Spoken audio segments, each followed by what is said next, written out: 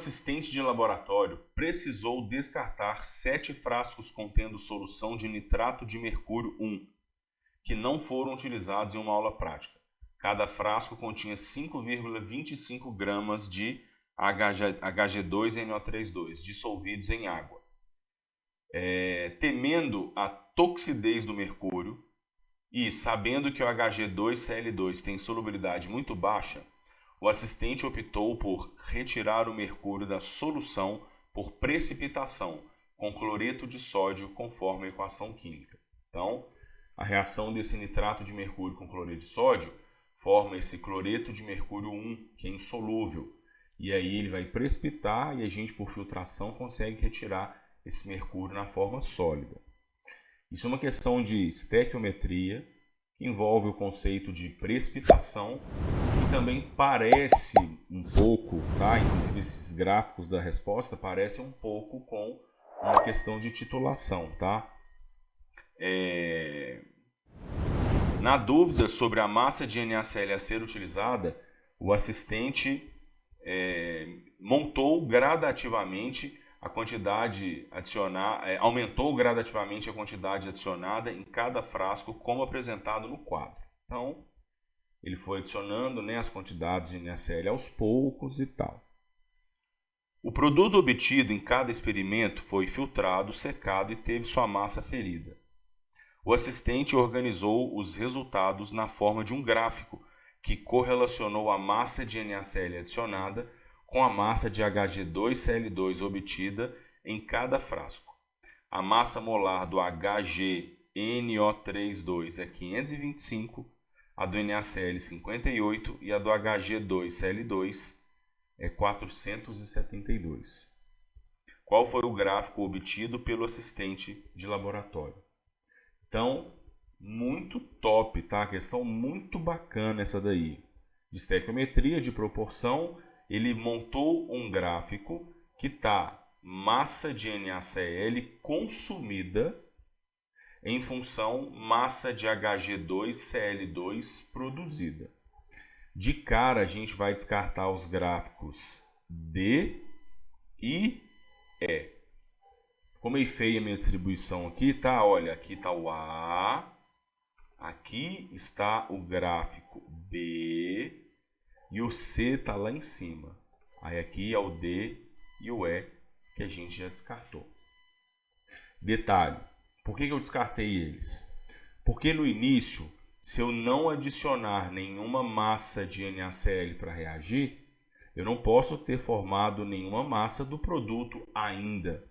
Então esse gráfico tem que sair do 0, 0, sempre. E olha só que legal. Nos 3 gráficos, para a gente já saber qual é o certo de cara, se der para saber, eu vou fazer a conta aqui. A gente pode analisar que inicialmente foi adicionado 0,2 gramas de NaCl. E pela relação estequiométrica que ele me disse, o que ele me falou? Que a massa do NaCl é 58 gramas por mol. Mas a gente não está consumindo aqui 2 mols. Então, 58 vezes 2 dá 116 gramas. Ao passo que serão produzidos, será produzido 1 mol de Hg2Cl2, que tem uma massa molar de 472 gramas. O que eu posso afirmar então? Nós vamos fazer 2 contas nessa questão, você vai ver. Que quando eu tenho 116 gramas de NaCl, eu produzo 472 gramas de Hg2Cl2. Confere? Essa informação ele me deu no texto a massa molar e como são 2 mols de NaCl no balanceamento, eu multipliquei os 58 por 2. Assim como, se a primeira adição no frasco 1 foi de 0,2 gramas de NaCl, quanto que eu tenho que produzir de Hg2Cl2 nesse mesmo instante?